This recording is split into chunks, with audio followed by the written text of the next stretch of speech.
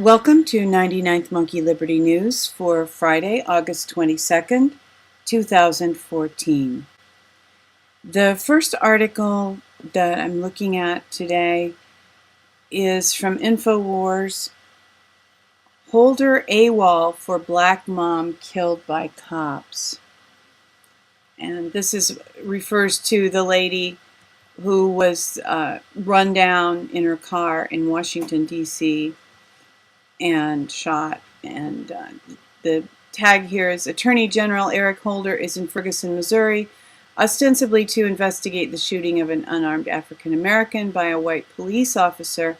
What he is not investigating is the shooting of an unarmed African American woman by his own federal officers in his own jurisdiction, the District of Columbia.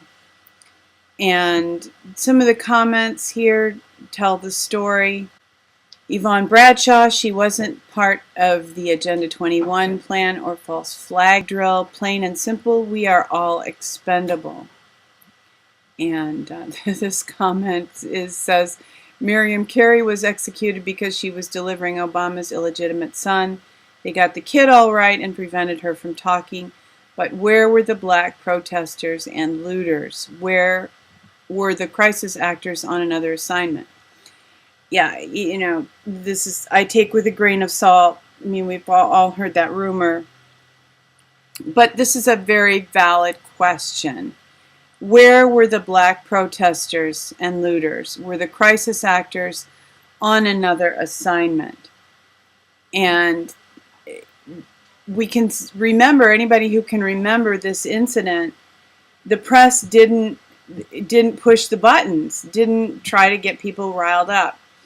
And this probably would have been, objectively considering this, that this would have been an appropriate time to become upset and to ask a lot of questions. And again, as that one person said, we're all expendable. If they want to get rid of you, then they get rid of you. And nobody hears another word about it. So just the way I have this in this morning's video, just to emphasize how much the news is manipulated and how much we are manipulated and meant to be manipulated through the news. From Veterans Today, top 10 9/11 cons, fraud vitiates everything. And this is an interesting article, and I have it here because the anniversary of 9/11 is approaching, and architects and engineers for 9/11 Truth are again putting up billboards and emphasizing these issues. So it's kind of good, I think, for all of us to brush up on the facts of this story so that when it comes up in conversation, we are able to speak intelligently about the truth of what really happened. And I saw this posted as containing information about 9/11. It is very comprehensive here about the Fed, Century of Enslavement, the History of the Federal Reserve. It's an hour and 30 minutes. And I have not watched the entire thing yet. I watched part of it. I did not see the part that refers to 9/11, but as I said, that where I found this, the person said that it also explains the Federal Reserve's relationship to what happened on 9/11. And I want to consider violence in this country, violence in the world, where it originates. Former CIA officer says ISIS and Mexican drug cartels communicate. U.S. government and CIA are connected to drugs and terror. And we feel like police are endangered at times, and this is a big thing that we hear in the news. And Don mentioned this really helpful little chart to me. This is from fee.org. And by the numbers, how dangerous is it to be a cop? And this chart shows U.S. police officer fatalities per million population, 1900 to 2013. So we look at the spikes here, and okay, 9/11 is up there on its own, but this real spikes are prohibition in the 1920s and the war on drugs, which was declared in 1971. So danger and aggression pertaining to the law really has a lot to do with the law. These are bad laws. Prohibition, we don't have it anymore. Why? Because it was a bad law. These people died in vain, basically. These people died so that bootleggers could become millionaires. That's why these people died. All the cops who died at this time. This prohibition made the fortune of some guys who were willing to go out and kill cops so that they could make money. And same deal with the war on drugs. So here we are, right close to now. This ends at 2013.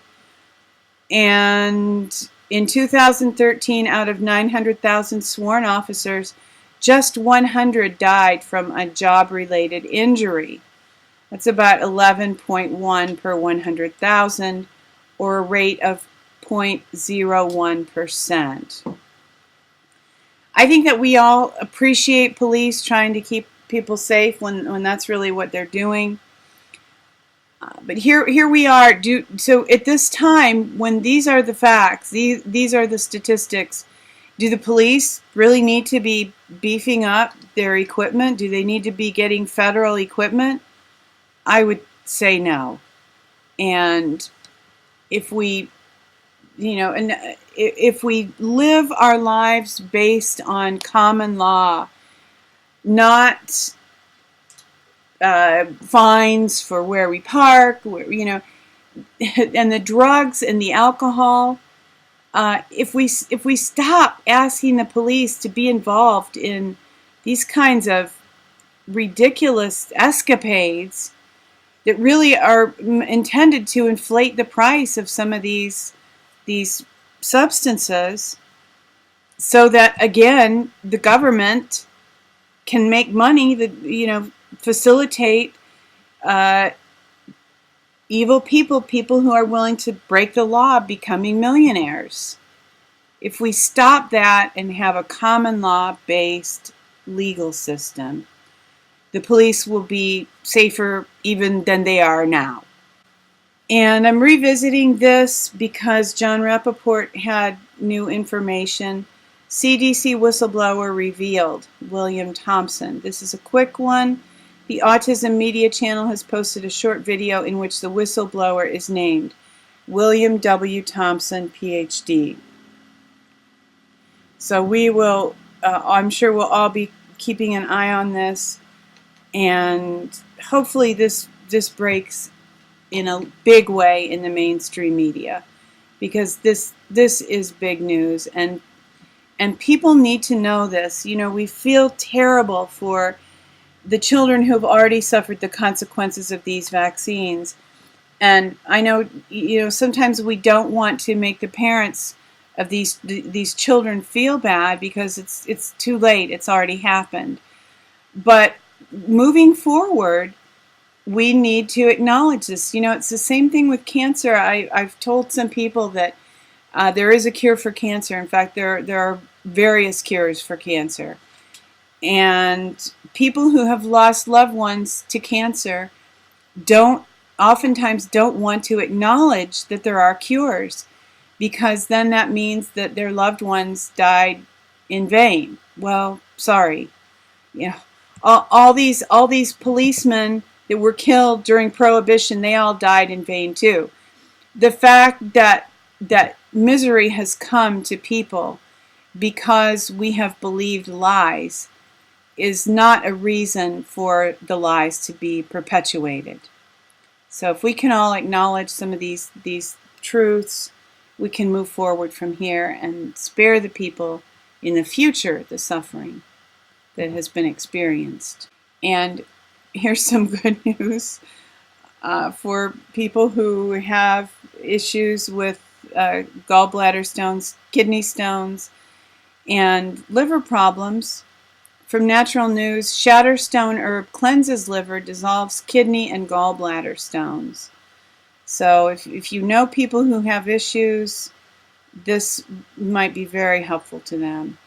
And if you are looking for a little weekend project, you at least get a beginning here. Another Natural News article, artist creates amazing multicolored tree that produces 40 types of fruit. Imagine picking 40 different types of fruit from a single tree. This is precisely the goal of New York-based sculptor and artist Sam Van Aken. The tree of 40 fruit can simultaneously produce apricots, almonds, nectarines, peaches, plums, and cherries. So this is not genetically modifying anything. This is just done through grafting, and that is an agricultural practice that it has been around for a long time, proven safe. In this case, I would say proven fun. Thank you for tuning in for today's 99th Monkey Liberty News. Hoping that your weekend is peaceful and refreshing. And also hoping that you love one another, take care, and insist on liberty.